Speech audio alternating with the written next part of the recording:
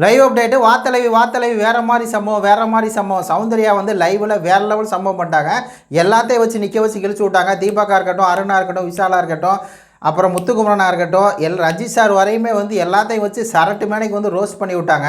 அதில் மெயினாக தீபக்கா சொன்னாங்க பார்த்தீங்களா ஒரு வார்த்தை, நீங்கள் தான் ஏதோ இங்கிலீஷ் வார்த்தையை கண்டுபிடிச்ச மாதிரி வந்து சீனா போடாதீங்க, இந்த ரெஸ்பெக்ட் மேனஸ் அப்படிங்கிற வார்த்தையை நீ தான் கண்டுபிடிச்ச மாதிரி சீனா போடாத, ஒருத்தவங்களுக்கு ஒரு வார்த்தை தெரியலை அப்படின்னா அதை வச்சு நீ பேசாத, நீ என்ன அவ்வளோ பெரிய ஏதோ அந்த இங்கிலீஷ் வார்த்தையை வந்து கண்டுபிடிச்ச மாதிரி வந்து ஓவராக பேசாத அப்படின்னு சொல்லி தீபக் வந்து பதிலடி கொடுத்தா இருக்கட்டும்.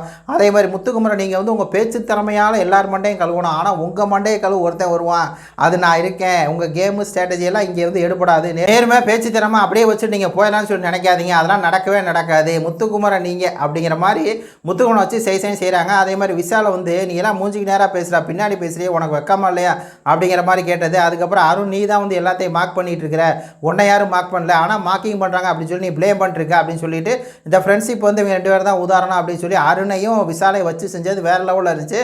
பார்ஷியாலிட்டி பார்க்குற அப்படி இப்படின்னு வேறு லெவலில் வந்து ஸ்பீச் எல்லாத்தையும் வச்சு கிடைக்கிறாங்க.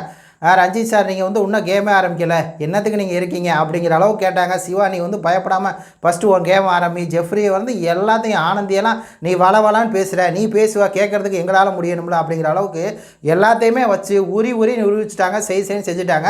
வேறு லெவல் சம்பவம், தலைவி வந்து களத்தில் இறங்கிட்டாடா அப்படிங்கிற மாதிரி தான் இருக்குது. ஆனால் எல்லோரும் மூஞ்சியில் வந்து அதை காட்டாமல் சும்மா சிரிச்சுக்கிட்டே வந்து இருந்தாங்க. இந்த மாதிரி ஐயோ நம்மளை இப்படி பேசுகிறாளே அப்படிங்கிற இருக்குது.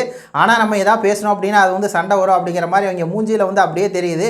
எல்லாம் சிரிச்சுட்டு இருக்காங்க. விஷாலா செஞ்சதெல்லாம் வந்து வேறு லெவலில் இருந்துச்சு. தலைவி மாஸ் வந்து பண்ணுது. இன்றைக்கான இதில் வந்து பார்த்தீங்கன்னா எல்லோரும் சேர்ந்து ஒஸ்போர் மார்க் கொடுத்தாங்கல்ல, அதுக்கு இது பதிலடி அப்படிங்கிற மாதிரி தான் இருக்குது. இதோடைய கருத்துக்களை சொல்லுங்கள். நன்றி, வணக்கம்.